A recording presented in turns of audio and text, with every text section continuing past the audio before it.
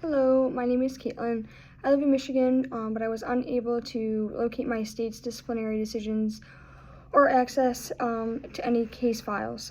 So after searching for different states' websites, I was able to gain access to Wisconsin's disciplinary decisions and their cases.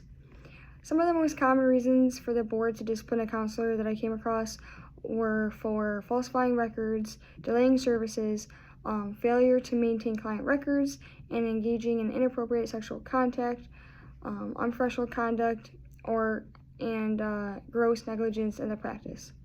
After reading the cases, my personal reaction was a little bit shocked and surprised that the counselors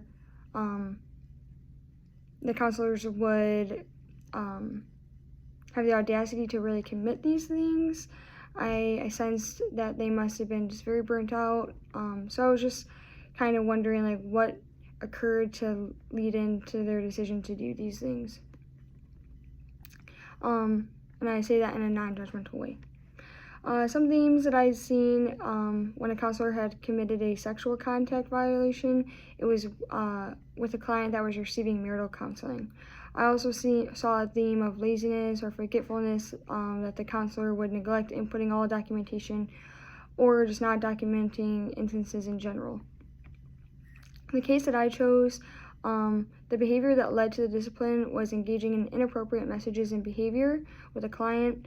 The ACA Code of Ethics was violated, the ACA Code of Ethics that was violated was A.5.A, which is stated as sexual and or romantic relationships, which prohibits sexual and or romantic counselor-client interactions or relationships with current clients.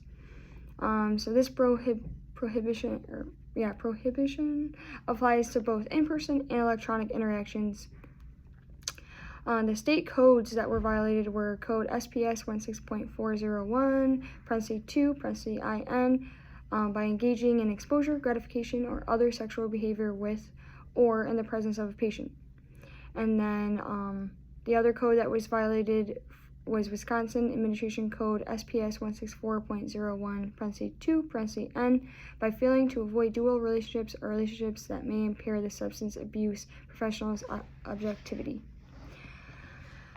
So the outcome of the board discipline was that the applicant, she needed to provide her professional counseling employer with a copy of this order before she could engage in any more professional counseling employment. She also needed to arrange written reports from her employer to be provided to the department to monitor her employment and also assess her work performance, and there needed to be a special emphasis on the ethical practice and professional boundaries that verify that she's in compliance with this order.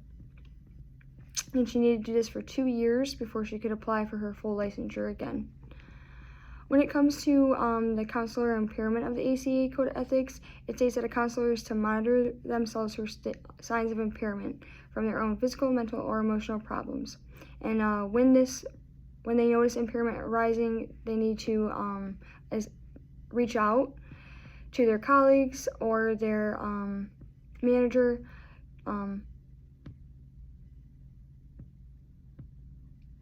so that they can prevent harm to clients.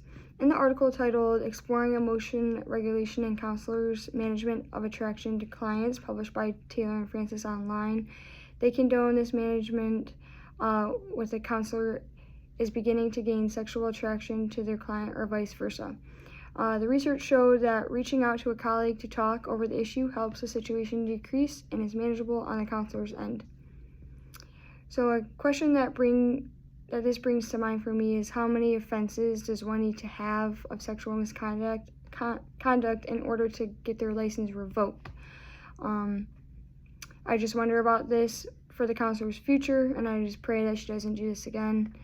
And honestly, I was a little shocked just to see that if you do engage in that in Wisconsin, and I believe for most states, your licensure isn't revoked, but yeah, so that's just my question. Thank you.